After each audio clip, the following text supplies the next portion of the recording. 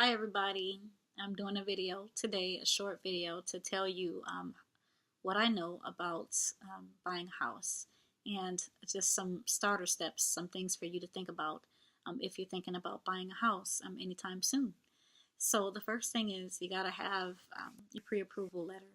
It's not first thing, but it's very high up between pre-approval letter and money saved. They're about one and one, but you want to know where you stand before you start shopping. So that's really simple. You just get pre-approved at your bank or your credit union, or if you don't have either one or you don't feel comfortable going to either one, then you can ask your realtor, me, where you should go. And I have a lender or two that I work with who can do pre-approvals for you as well. They do pre-approvals. It only takes a day or two, but you have to have all of your paperwork. And in order to know what kind of paperwork you need, you have to talk to that specific lender.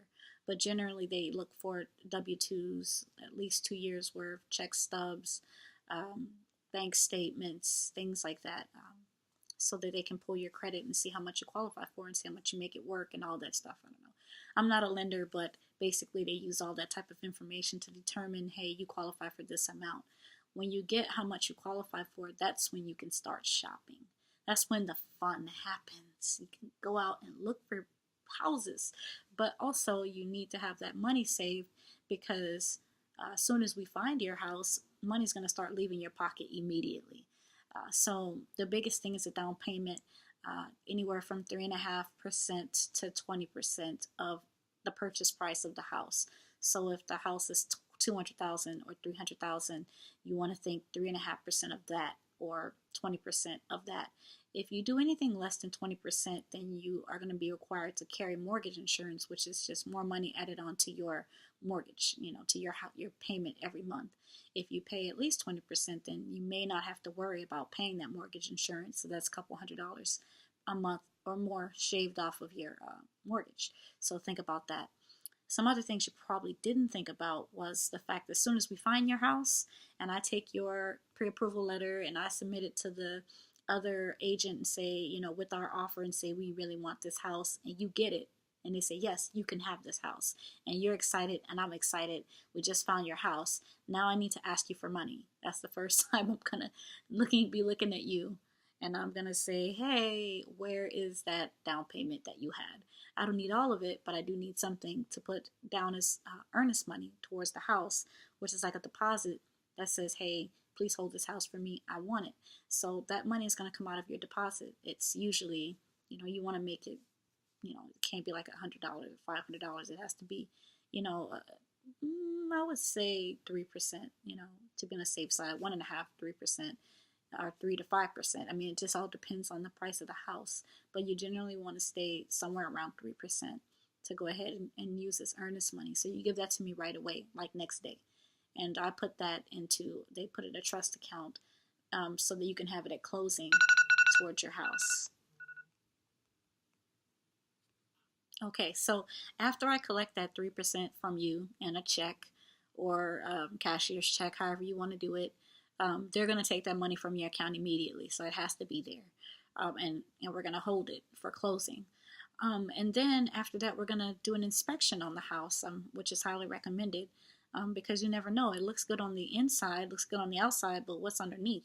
Is it going to fall to pieces when you move in? Is there some stuff that you didn't even know didn't work? So you clearly want to have an inspection done if you can. There's only certain situations where you're in a multiple offer situation, you're fighting against other people to try to get one house, that you can't have an inspection, or you choose to not have an inspection. No one can make you not have an inspection, but in some situations you have to forego having an inspection in order to get the house. You have to make a judgment call. Sometimes with multiple offer situations, you can have a pre-inspection, but either way, it's still $500. So that's $500 coming out of your pocket immediately, and that's not including your down payment or your earnest money. So after that, after you've given me that, and you don't give that to me, you give that to the inspector, and we inspect the house. The next amount of money that I'm going to be asking you for, not me, the bank, they're going to ask you for appraisal money because the house has to be appraised. If you're getting a loan, the house has to be appraised because the bank isn't going to pay for something that's more money than what it's worth. So that's the point of the appraisal. So basically, that's $500 at least.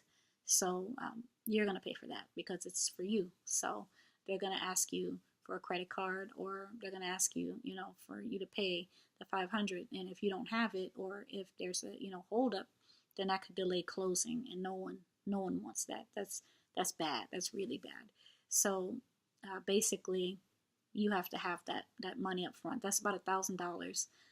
You need to have separate from your down payment to put towards the house. And sometimes in the market, the way it is, you might find a house, do a pre-inspection, and not win the offer. Like, you didn't win. It's not your house. Someone else won, but you paid $500 for a pre-inspection. You don't get that back. And so you start looking for a new house, and then you have to pay again for another inspection. So, I mean, it's a costly thing. When they say a house is an investment, that's exactly what it is, because you're investing a lot of money. So there's some people who have had several pre-inspections done and didn't win any of the offers. So they put out thousands of dollars already before they even finally got a house. So, I mean, it happens like that sometimes. Other than that, once we get going and the inspection hopefully comes back clean, and the house is good to go, pay for the appraisal, $500, that's good to go. Closing should be smooth. Should be, woo, smooth sailing. Almost time for you to get those keys. Yay. So there's really, there's nothing else after that. But I don't want you to be surprised when, we're asking you all of a sudden, inspection, appraisal, got to come out your pocket. And you're like, wait a minute, I didn't know anything about that. So anyway, this is just a small glimpse into buying a home. We'll talk again later about more stuff. Okay, if you have any questions, let me know.